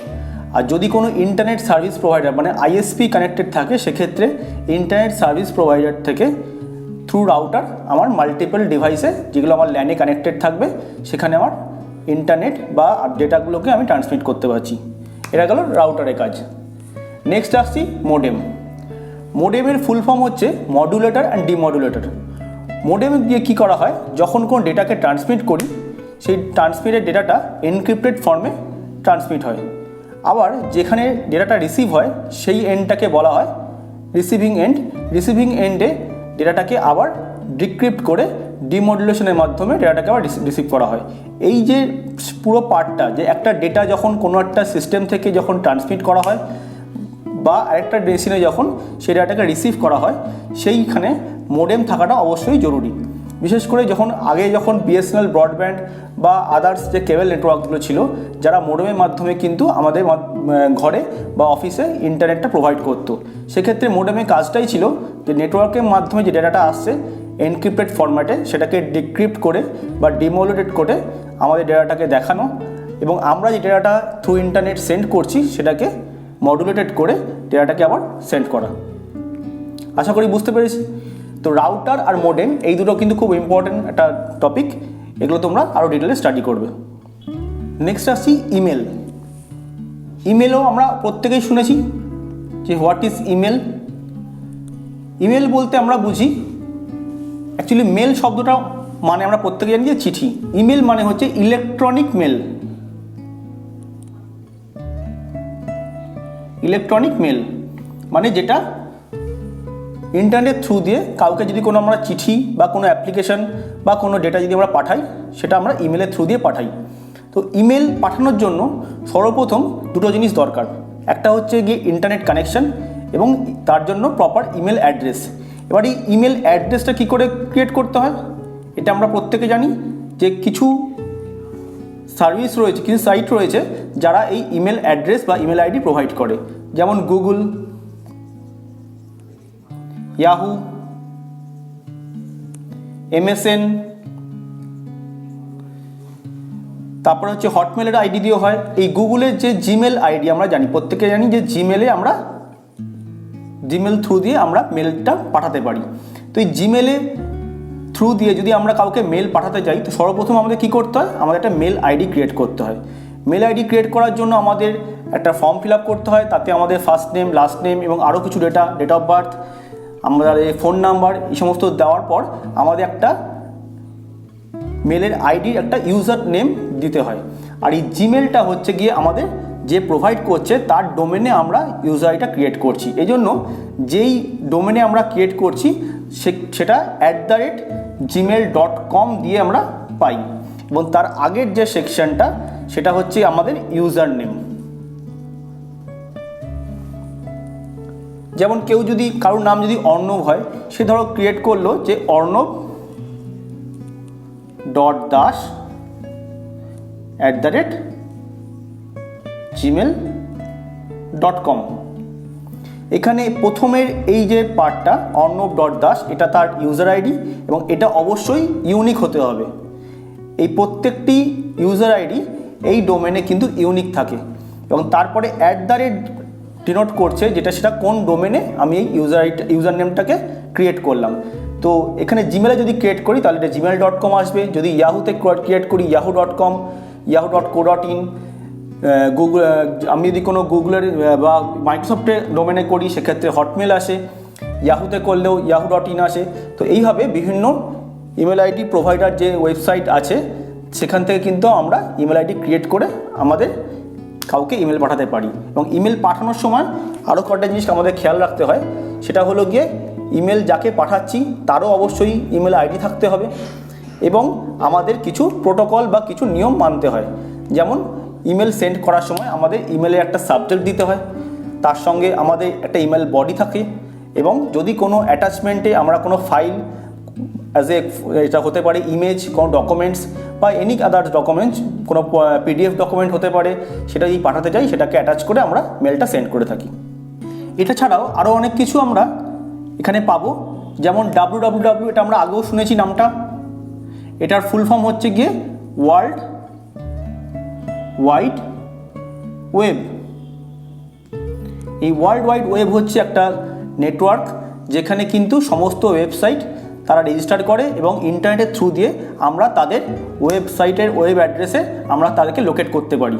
কারণ www যেটা আমরা বলি যে ওয়ার্ল্ড ওয়াইড ওয়েব, এর থ্রু দিয়ে প্রত্যেকটা ওয়েবসাইট প্রত্যেকটা একে অপরের সঙ্গে নেটওয়ার্কে কানেক্টেড থাকে। এর সঙ্গে আরেকটা যেটা জানতে হয় সেটা হচ্ছে HTTP। এটার ফুল ফর্ম হচ্ছে গিয়ে হাইপার টেক্সট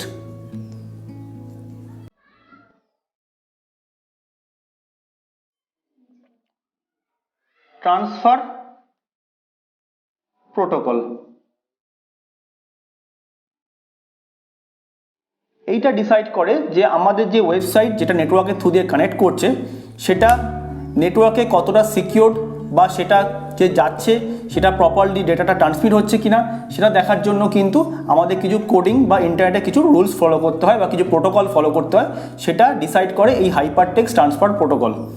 যদি কোনো সাইট এই প্রোটোকল না মানে বা না ফলো করে, সেক্ষেত্রে কিন্তু সেই সাইটগুলো এই HTTPর আন্ডারে আসে না, তখন সেটা এখানে ওয়েবসাইটের অ্যাড্রেসে সেখানে ক্রস দেখায়। তোমরা দেখে থাকবে অনেক ওয়েবসাইট আছে যেগুলো কিন্তু খুললে আমরা ওয়ার্নিং মেসেজ পাই যে এইগুলো আমাদের জন্য সিকিউর নয় বা হার্মফুল। এই জন্য HTTPর সঙ্গে এখন নতুন যেটা এসছে HTTPS, যেটাকে আমরা বলি secured hyper text transfer protocol. এটা আরও বেশি সিকিউর, কারণ এখানে আরও কিছু প্রোটোকলের সঙ্গে আরও কিছু ফিচার অ্যাড করা হয়েছে, যেগুলো দিয়ে আমরা বুঝতে পারি যে কোনো ওয়েবসাইট কতটা সিকিউর এবং সেটা আমাদের জন্য ইউজফুল কিনা। আচ্ছা, এবার ওয়েবসাইটে আমরা দেখে থাকবো যে বিভিন্ন যে ওয়েবসাইট আছে, ধরো www.google.com, এখানে www আমরা বুঝতে পারছি ওয়ার্ল্ড ওয়াইড ওয়েব, তারপর ডট দিয়ে এইটা হচ্ছে ওয়েবসাইটের নাম, এবং তারপরে ডট দিয়ে একটা লেখা আছে .com। এই যে লাস্টের যে পোর্শনটা, এটা ডিনোট করছে যে ওয়েবসাইটটা কি ধরনের ওয়েবসাইট। এই কম ডিনোট করছে যেটা একটা কমার্শিয়াল ওয়েবসাইট, যেটা খুবই পপুলার একটা ডোমেন, যেখানে কিন্তু ম্যাক্সিমাম বা অনেক ওয়েবসাইট এর আন্ডারে রেজিস্টার্ড হয়। আমরা দেখে থাকবো যে এই গুগলেরই যেটা ইন্ডিয়ান ভার্সন, সেক্ষেত্রে আমরা এটাকে google.co.in দিয়েও ডিনোট করি। এই ইন ফর আমরা ইন্ডিয়াকে রিপ্রেজেন্ট করছি। এরকম এডু ফর এডুকেশন, gov.in হলে সেটা গভর্নমেন্টাল পোর্টাল। তো এই ধরনের লাস্টের যে আমার পার্টটা, যেটাকে আমরা বলছি যে এই আইডিটা কী টাইপের, সেটা দেখে আমরা কিন্তু বুঝতে পারছি যে সেটা গভর্নমেন্টের ওয়েবসাইট না কমার্শিয়াল ওয়েবসাইট না এডুকেশনাল ওয়েবসাইট। তো এটা কিন্তু খুব ইম্পর্টেন্ট জিনিস। এছাড়া আমরা ইন্টারনেটে যখন কোনো কিছু সার্চ করি, সেটাকে বলা হয় সার্চ ইঞ্জিন। যেমন গুগলে আমরা কোনো কিছু লিখে যখন সার্চ করি, গুগল আমাদের একটা সার্চ বক্স প্রোভাইড করে।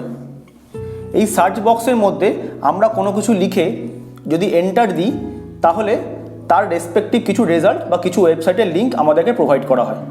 তো এইগুলোকে সার্চ ইঞ্জিন কেন বলা হয়?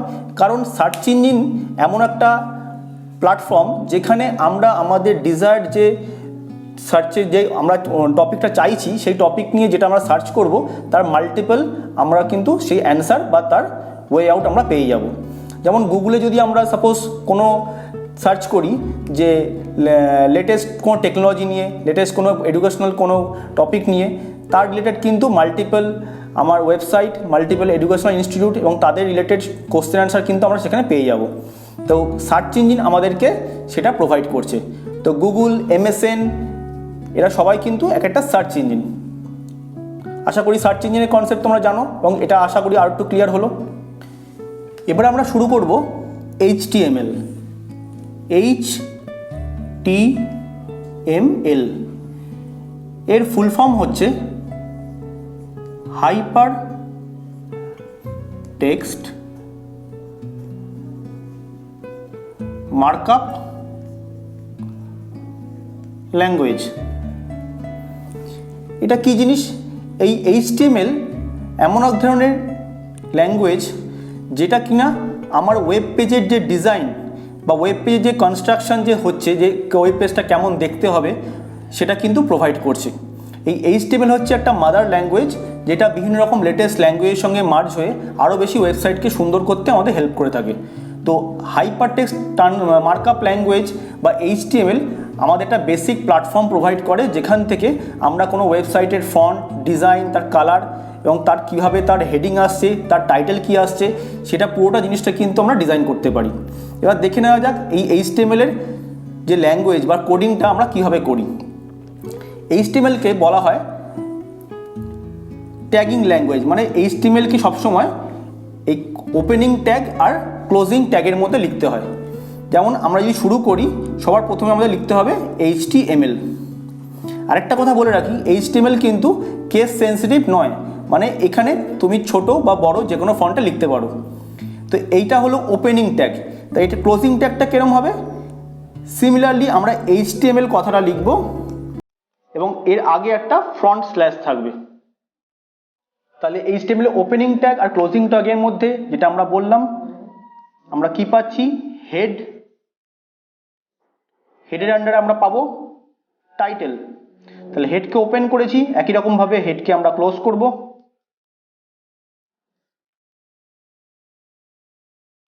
তার মধ্যে আমরা লিখব টাইটেল।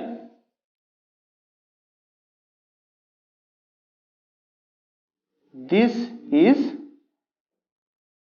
first HTML page.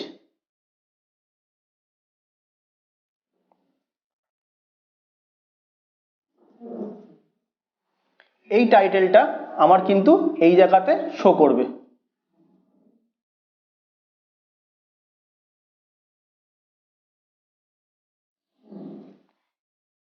তাহলে হেড পার্টটা হয়ে গেল। এবার আসছি আমি বডি পার্টে। বডির মধ্যে আমি যা লিখবো বা যা কাজ হবে সেটা কিন্তু আমার ওয়েব পেজের মধ্যেখানে আমরা দেখতে পাবো। এখানে অনেক রকম ট্যাগ ইউজ করা হয়, যেমন আমি একটা বলছি H1। এই H1 ট্যাগটা ফন্ট সাইজটাকে ডিনোট করছে। H1 হচ্ছে সবচেয়ে টপ মোস্ট এবং সবচেয়ে বড় ফন্ট। যদি আমি এখানে লিখি হ্যালো ওয়ার্ল্ড,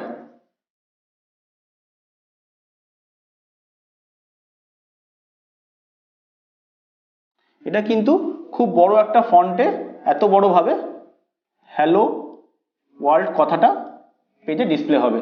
আমি যদি চাই এর থেকে একটু ছোটোভাবে ডিসপ্লেটা আসুক হ্যালো ওয়ার্ল্ড, তাহলে আমি H2 নেব। সেক্ষেত্রে যদি আমি একই কথা লিখি যে হ্যালো ওয়ার্ল্ড, তাহলে কিরকম দেখতে হবে? এর থেকে সামান্য একটু ছোট আসবে।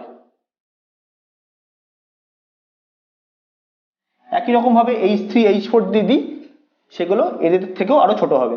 তাহলে H1 দিয়ে কিন্তু আমি কোনো টেক্সটের তার ফন্ট সাইজটা আমরা ডিনোট করতে পারছি।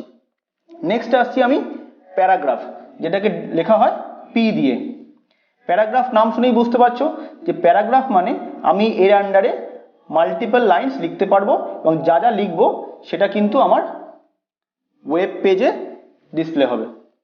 নেক্সট ট্যাগে আসছি, সেটা হচ্ছে UL।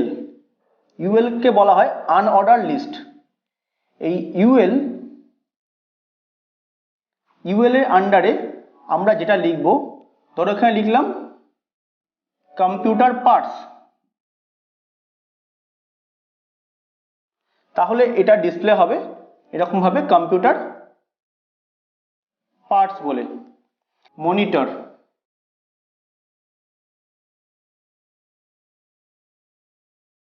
আবার একটা এলাই করে মাউস,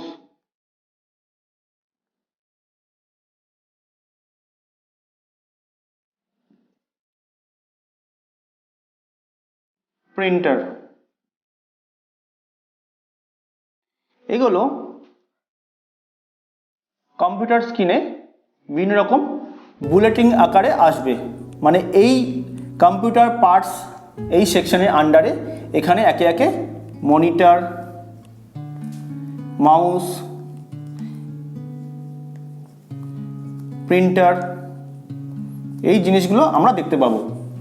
এবং এইটা কিন্তু বাই ডিফল্ট একটা সার্কেল বুলেটিনে আসবে এবং ওপরের যে লাইন তার থেকে কিন্তু একটা ট্যাব সরে গিয়ে কিন্তু এটা প্রিন্ট হওয়া শুরু হবে।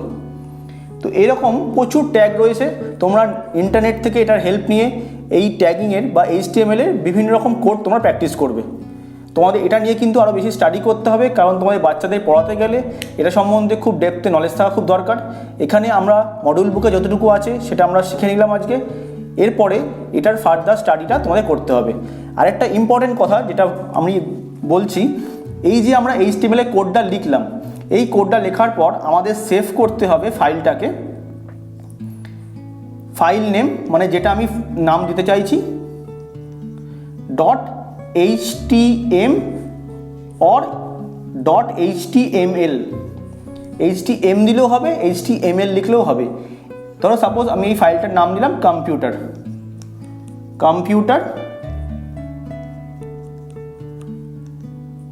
.html। এই ফাইলটা যখন সেভ করব HTML ফাইল হিসাবে, তখন দেখব যে এটা আমার কম্পিউটারে যে এক্সিস্টিং ব্রাউজার থাকে, ব্রাউজার দিয়ে তোমরা বুঝতেই পারছো, ব্রাউজার হচ্ছে যেখানে আমরা ইন্টারনেটের বিভিন্ন রকম ওয়েবসাইট বা সার্চ করি। সেটা হতে পারে গুগল ক্রোম, হতে পারে মজিলা, হতে পারে সেটা অপেরা মিনি, নানা রকম ব্রাউজার আমাদের কম্পিউটারে এক্সিস্ট করে। না থাকলে সেটা ইনস্টল করে নিতে হয়। সেই ব্রাউজারে আইকনে কিন্তু ওটা চলে আসবে। এবার যখনই আমি ওর ওপর ডবল ক্লিক করব ওই ফাইলটার ওপর, তখন ওটা কিন্তু একটা ওয়েব পেজের মধ্যে রান করবে এবং এরকমভাবে আউটপুটটা আসবে, যার একটা টাইটেল সেকশন থাকবে, যেটা আমি HTML এর হেডের আন্ডারে টাইটেল সেকশনে দিয়েছিলাম। তারপরে বডির মধ্যে যা যা লিখেছি সেগুলো কিন্তু সব একে একে আমার ওয়েব পেজের ভেতরে আসতে থাকবে। তাহলে তোমরা বুঝতে পারলে যে HTML এ যখনই আমরা কোনো কাজ করব সেগুলো আমরা ওয়েব পেজে অ্যাজ এ ব্রাউজারের মাধ্যমে দেখব এবং সেই ফাইলটাকে সেভ করতে হবে ফাইল নেম .html হিসাবে। HTML এ সেভ করার পর দেখব যে ফাইলটার আইকনটা এক্সিস্টিং ব্রাউজারের আইকনে হয়ে গেছে, তখনই তোমরা বুঝতে পারবে যে ওটা ব্রাউজার দিয়ে ওপেন হবে। ওটার উপর ডবল ক্লিক করলেই আমরা ওই ভেতরে যে কি কোড লিখেছি সেই কোডের মতো আমরা আউটপুটটা দেখতে পাবো। আশা করি তোমরা বুঝতে পেরেছো। তো আমরা স্প্রাউট সেকশানে কম্পিউটার অ্যাওয়ারনেসে যতটা ছিল আমরা আজকে কমপ্লিট করলাম। এর পেছনে তোমরা আরও বেশি এটাকে স্টাডি করবে ইন্টারনেট থেকে ঘেঁটে এবং আদার্স যেখানে তোমরা বই থেকে পাচ্ছ এই টপিক নিয়ে আরও বেশি পড়াশোনা করবে, পড়ে তোমরা কিন্তু এক্সামের জন্য প্রিপেয়ার হবে। তোমাদেরকে এই রিলেটেড কিন্তু এক্সাম নেওয়া হবে, শুধু এই বইয়ের নলেজে সীমাবদ্ধ থাকলে হবে না, আরও বেশি করে একটা নলেজ গ্যাদার করতে হবে। তো স্প্রাউট সেকশন দিয়ে আমাদের মডিউল বুকের যে কম্পিউটার অ্যাওয়ারনেসের সেকশনটা সেটা এখানেই শেষ হলো। আশা করি তোমরা বুঝতে পেরেছো।